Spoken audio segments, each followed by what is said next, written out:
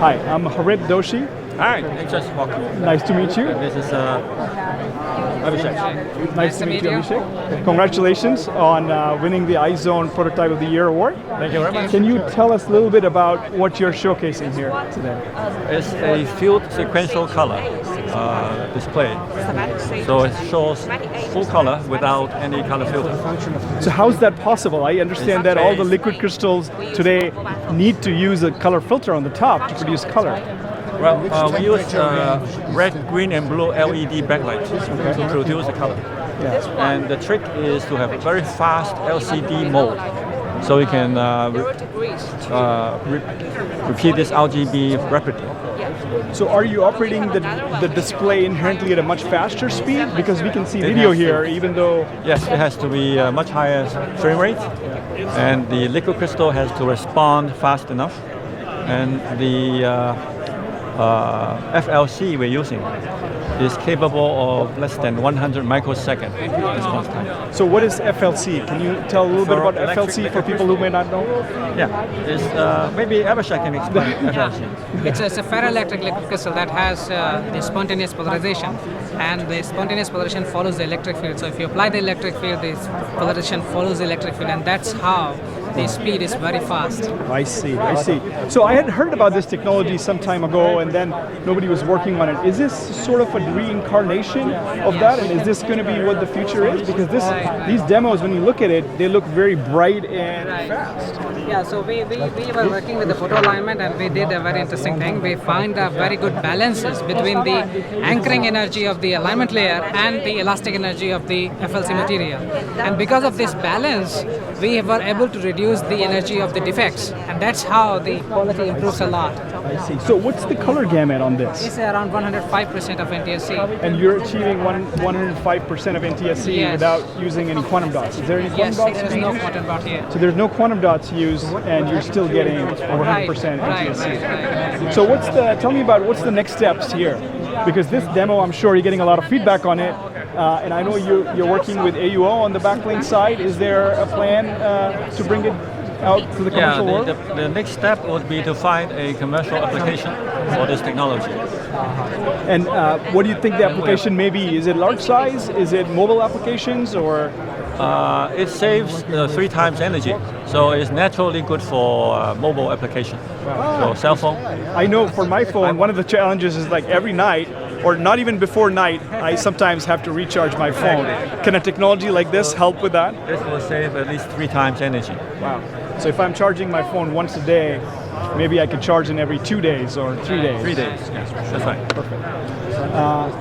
Can you tell us anything else that is really innovative about this that maybe we didn't cover or we didn't talk about? You mentioned reincarnation of FLC. Yes. So FLC before has been used, but they are not stable and has a lot of defects and so on.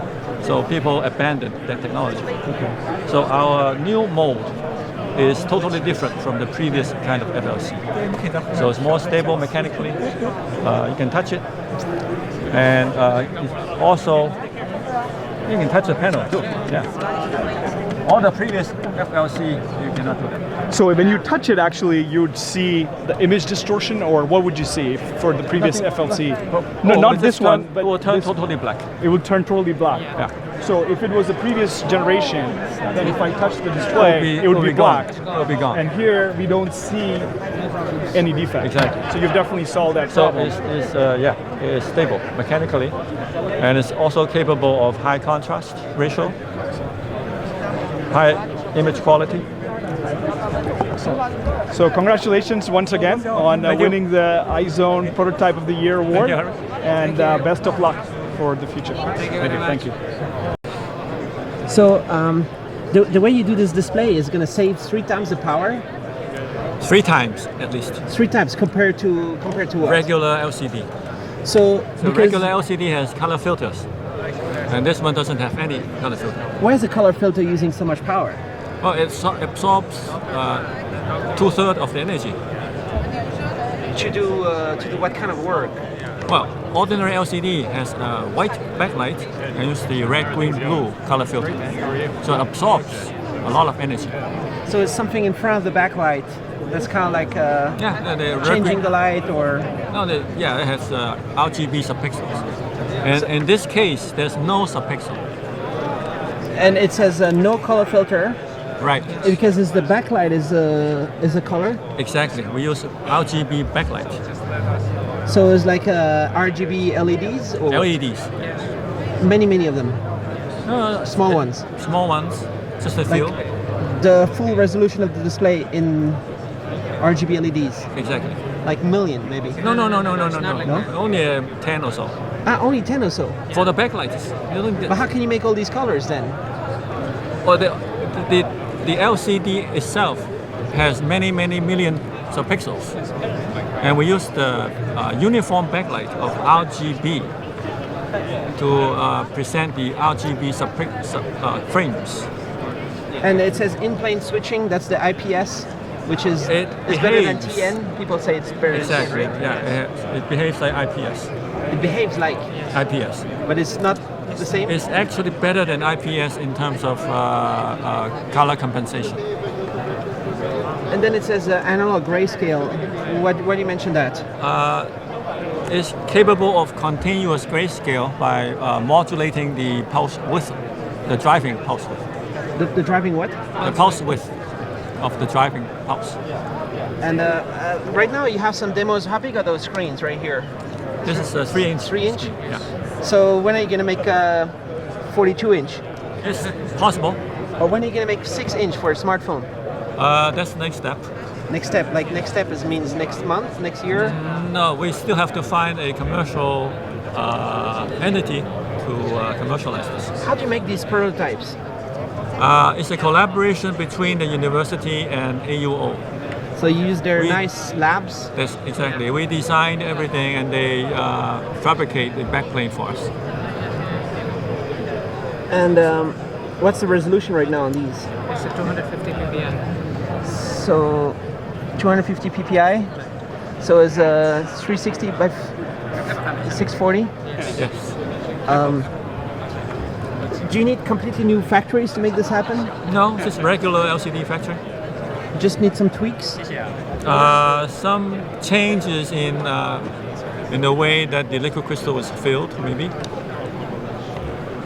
So, because the biggest power consumption on the smartphone is the display, right? Yeah. It's more than the ARM CPU, more Exactly, than yeah. more than the LTE and everything. The Exactly. display. Yeah. But are you going to be able to have as good a display as anything else? Well, it looks good, doesn't it? Is it going to be as good as what's there now? In fact, it can compete with OLED because it is fast, like OLED, and has very high color saturation, like OLED. But there's no quantum dot, No need for column dot. so it's another thing. Yeah. No need.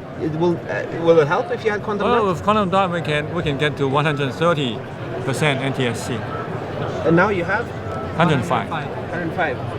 All right, so 130 is better. So let's go 130, right? Why not? Yeah. Why not? Cool. It's just a matter of putting the column dots on the backlight. But here you say Hong Kong University. So is it students? What's a PhD or who's doing this? Yes. Students and postdocs doing the actual work. All right, and hopefully, like in 2019, there will be a phone with this or no? How fast can it go? I hope so. Maybe it take a little bit more time. Well, let's see. Let's see. Right.